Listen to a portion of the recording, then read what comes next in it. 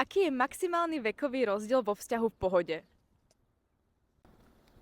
To je individuálne. Niekto môže 20 rokov, niekto rok.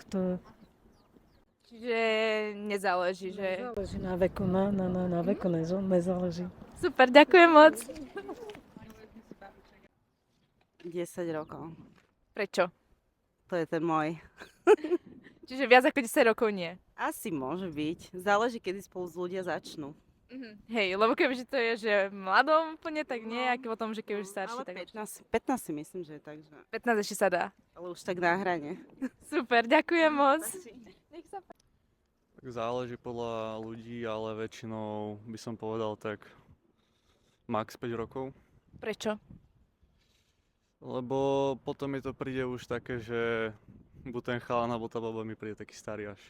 Že tam je moc veľký výkový rozdiel a neviem, príde mi to tak